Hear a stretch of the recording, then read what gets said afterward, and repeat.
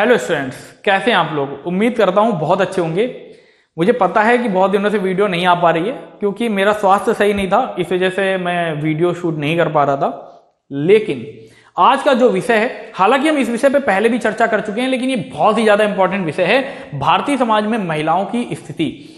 हम बात करने जा रहे हैं कि भारतीय समाज में महिलाओं की स्थिति क्या रही है। इसके विषय में हम पहले भी बात कर चुके हैं। हमने बात की थी कि एनसीईआरटी हमें क्या बताती है कि भारतीय समाज में महिलाओं की क्या स्थिति रही है, ठीक। और हम लोगों ने एनसीईआरटी को गलत भी साबित किया था, वो भी तथ्यों और साक्ष्यों के आधार पर। तो आज उसी विषय पर हम बात करने जा रहे हैं। अच्छा, इस विषय पर बात करने की आवश्यकता क्यों पड़ी, उसका एक बहुत बड़ा कारण है। उसका कारण है जावेद अख्तर। जावेद अख्तर की मैंने एक वीडियो देखी यूट्यूब पर। हो सकता है वो बहुत पुरानी वीडियो, मुझे उसकी डेट का कंफर्मेशन नहीं है, लेकिन वो वहां पर ये बोलते हुए नजर आ रहे हैं और समाज को ये बता रहे हैं कि जिस समाज में मां को देवी समान माना जाएगा, जिस समाज में मां को पूजा जाएगा, उस समाज में महिलाओं का शोषण होता रहेगा। अब इसके पीछे उनका क्या लॉजिक है, वो तो बहुत ज्यादा उन्होंने घुमा फिराकर बातें की हैं और चीजों को एक चीज से उठकर दूसरी चीज पे चले गए हैं। कोई भी बात क्लियर नहीं की है उन्होंने, लेकिन वो उनका सीधी सी बात यह है कि जिस समाज में मां को पूजा जाएगा, उस समाज में महिलाओं का शोषण होता रहेगा।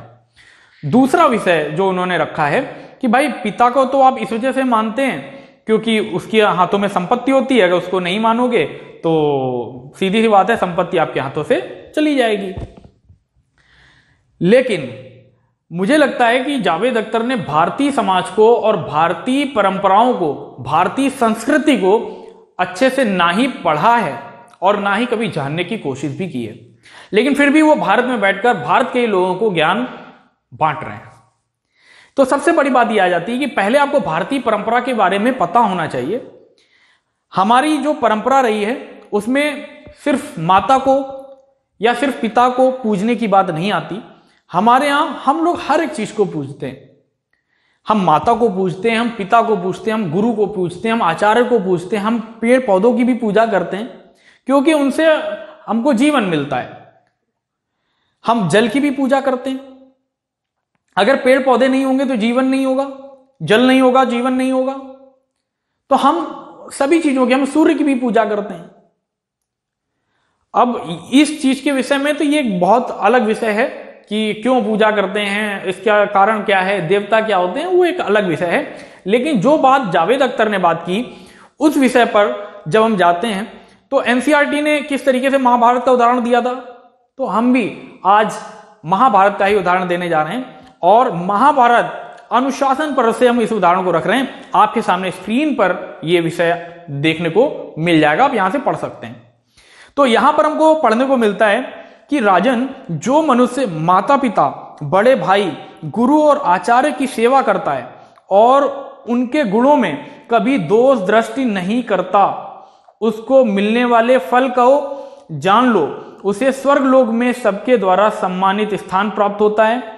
मन को वश में रखने वाला वह मनुष्य गुरु सेवा के प्रभाव से कभी नरक का दर्शन नहीं करता। यहां पर माता पिता के बारे में बात आ रही है, यहां पे आचार्य के बारे में बात आ रही है, यहां पे बड़े भाई के बारे में बात आ रही है कि ये सभी हमारे लिए सम्मानित व्यक्ति हैं और इनकी सेवा हमें करनी चाहिए। लेकिन शायद जावेद अख्तर ने इस विषय पर कोई भी अध्ययन नहीं किया है। तो ये एक बहुत बड़ा विषय है जिस विषय पर उन्होंने बात की कि भाई चलो ठीक है, मान लेते हैं कि भाई पिता से संपत्ति मिलती है, इसलिए पिता की आज्ञा का पालन हमें करना पड़ेगा या सेवा करनी पड़ेगी, जैसा कि उनका मानना है। तो भाई गुरु से हमें कौन सा संपत्ति मिलती है? लेकिन यहां पर लिखा हुआ है ना कि गुरु की सेवा करना, बड़े भाई की सेवा करना, आचार्य की सेवा करना। तो ये भारतीय संस्कृति है, इसके विषय में बहुत गहन अध्ययन करना पड़ेगा। शब्दों को तोड़ मरोड़ कर पेश करना और जिस तरीके से नैरेटिव क्रिएट किया जाता है उससे कुछ होने वाला नहीं है, सबसे बड़ी बात। दूसरा उदाहरण हम मनुस्मृति से ले लेते हैं।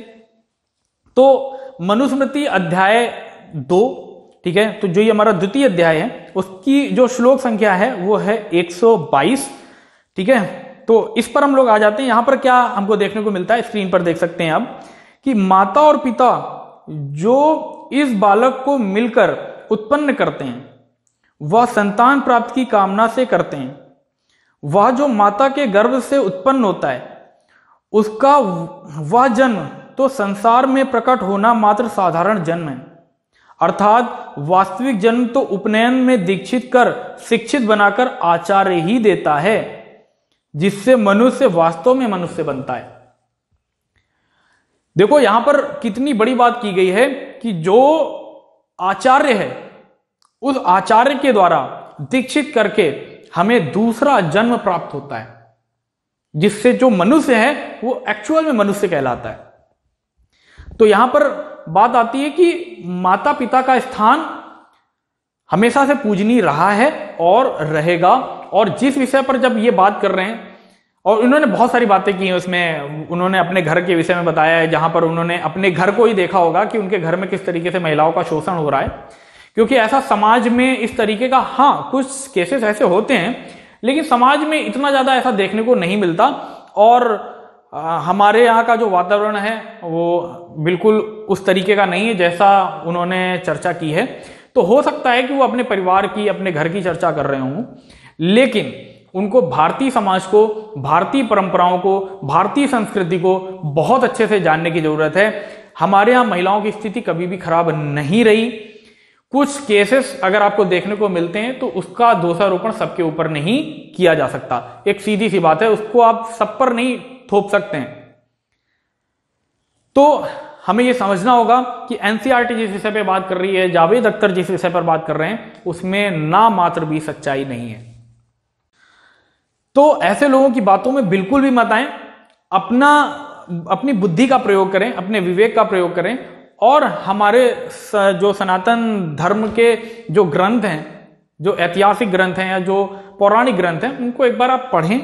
जब आप उनको पढ़ेंगे तभी आपको इस विषय पर पूरी तरीके से क्लियरिटी होगी। नहीं तो लोग तो बहुत सारी बातें करते रहते हैं, उसमें कितनी सच्चाई है इस चैनल के माध्यम से आपको पता चलता ही रहेगा। तो मुझे नहीं लगता कि इस विषय पर दोबारा चर्चा करने की आवश्यकता होगी, लेकिन अगर आवश्यकता होती है तो बेझिझक हम इस विषय पर दोबारा फिर से चर्चा करेंगे। तो मिलते हैं आपसे किसी नेक्स्ट वीडियो में, नेक्स्ट टॉपिक के साथ में। तब तक के लिए कीप लर्निंग। जय हिंद।